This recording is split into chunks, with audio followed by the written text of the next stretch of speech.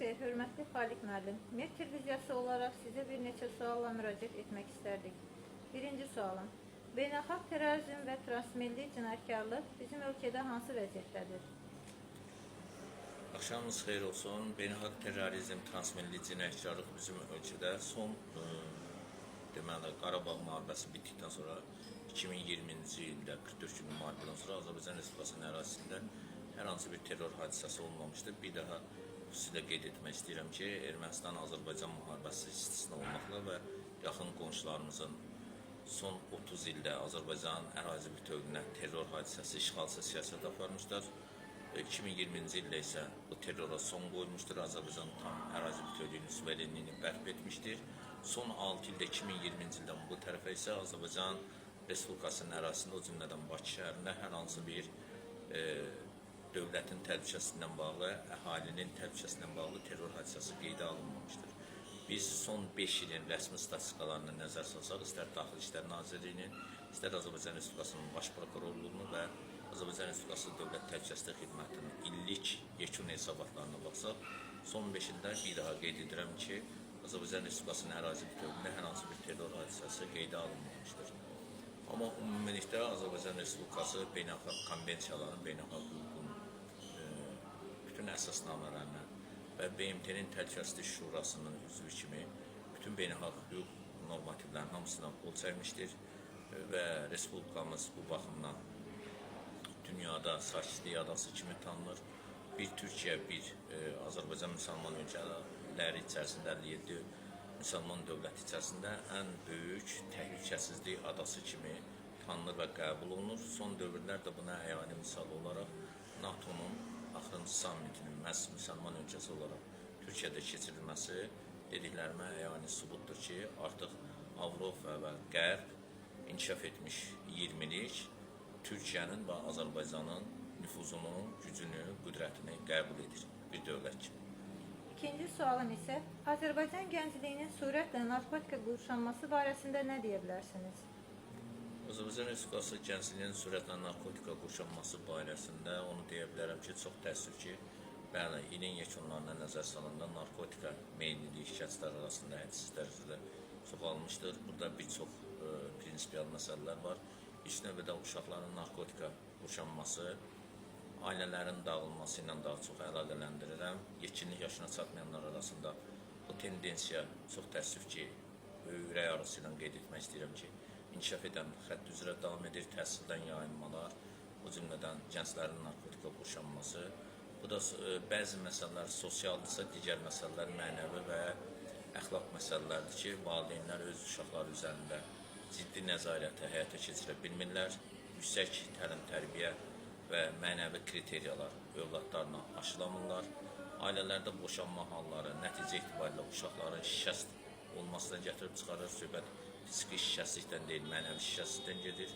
Və bu da bekarçılıqdan, təhsildən yayınmaqdan, valideyn tərbiyəsindən kənarda qalmaqdan pis vərdişlərə aid olur. O cümlədən siqaretə qurşanır, narkotika qurşanır, alkoqola qurşanır və yaxud da ki, çox təəssüf ki, bərəkətsiz ömür keçirir və yaxud qumar vərdişlərinə gedib qurşanır.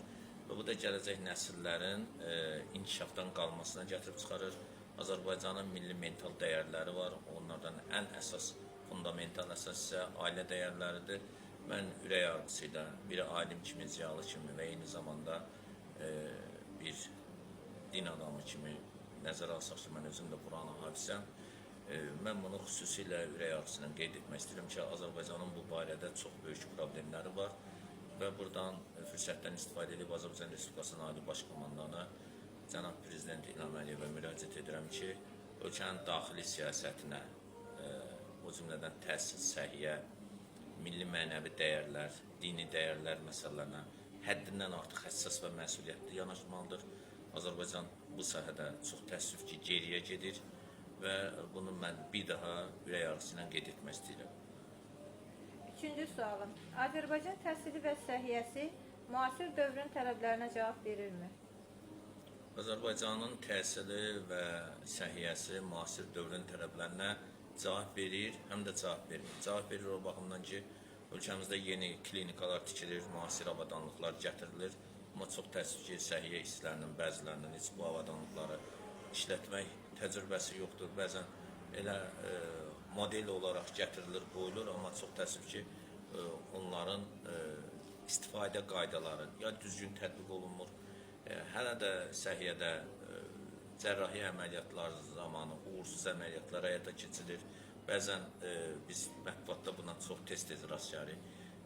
İnsanın sağlam qıçını kəsirlər, hansı ki, amputasiya olunacaq xəstə ayağına deyil, sağlam ayağını kəsirlər və yaxud da ki, əməliyyat zamanı, doğuşlar zamanı ana ölümlərinə çox tez-tez rast gəlinir, uşaq ölümlərinə çox tez-tez rast gəlinir.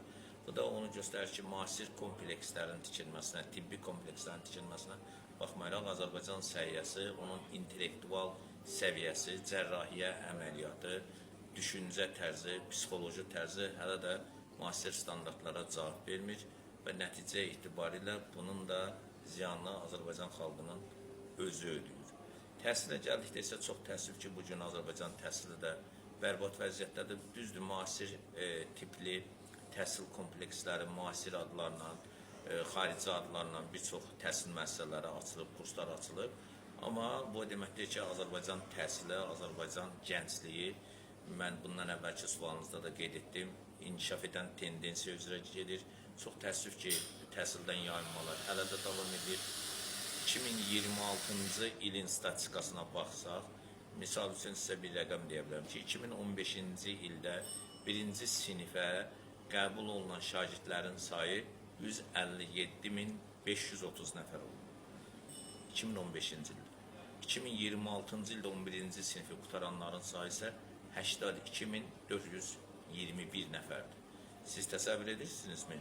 Demək olar ki, 35-40% arasında birinci sinifə qəbul olunanla 11-ci sinif qutaranlar arasında kəskin fərq var.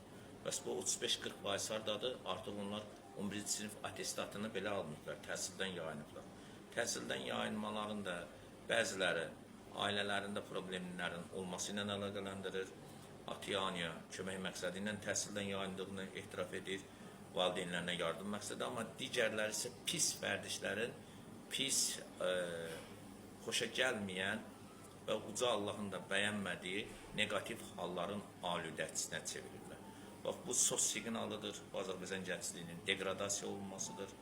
Mən Azərbaycan gəncliyinin belə vəziyyətdə olması üçün çox narahatam, tam səmimiyyətimlə deyirəm və ümidvaram ki, Azərbaycan xalqı, biz hamımız birlikdə milli mənəvi dəyərlərimizin qorunub saxlanmasında və bu birlik və bərabərliyimizi, intellektual səviyyəmizi, mənəvi mülkiyyətimizi daha da artırmalıyıq.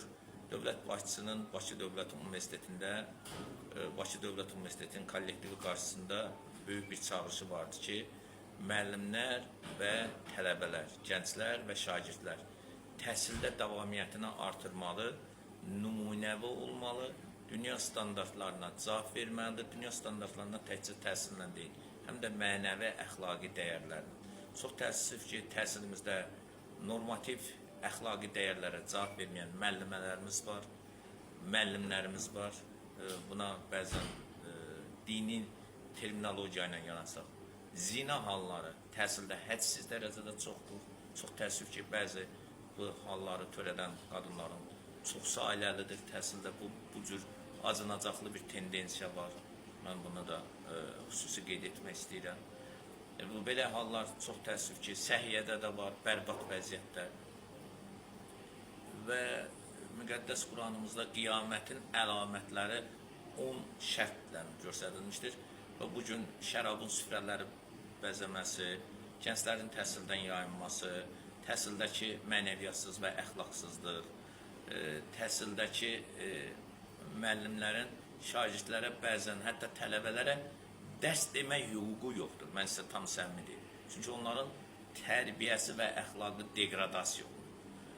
Öz milli mənəvi əxlaqını itirmiş müəllim və müəllimə, mən bilmirəm, sinifdə girib şagirdə təkcə dünyəvi elmləri öyrətməməlidir. Eyni zamanda o milli mənəvi dəyərləri, geyim tərzindən tutmuş, özünü cəmiyyətdə və ailədə aparma, ailə etikasına qədər, dəyərlərə qədər öyrətməlidir.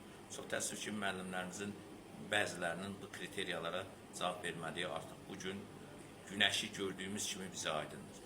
Təhsildə bu problemlər var. Mən hörmətli cənab nazirimizi xüsusilə daha ayıq, daha məsuliyyətli Emin Əmrullayevə səslənirəm ki, davranmağın vaxtı gəlib çatmışdır. Bilirsiniz, qurtarmaq lazımdır bu yalancı təriflərdən, boşboğaz sözlərdən, müthiy ifadələrdən. Bu bizim gəncliyimizi sabaha aparıb çıxarmayacaq. Mən bu barədə gəncliyimizdən, təhsilimizdən və səhiyyəmizdən olduqca narahatam.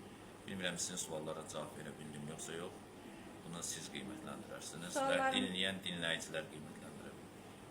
Suallarımıza verdiyiniz cavablara görə sizə təşəkkür edirik. Mən də sizə təşəkkür edirəm.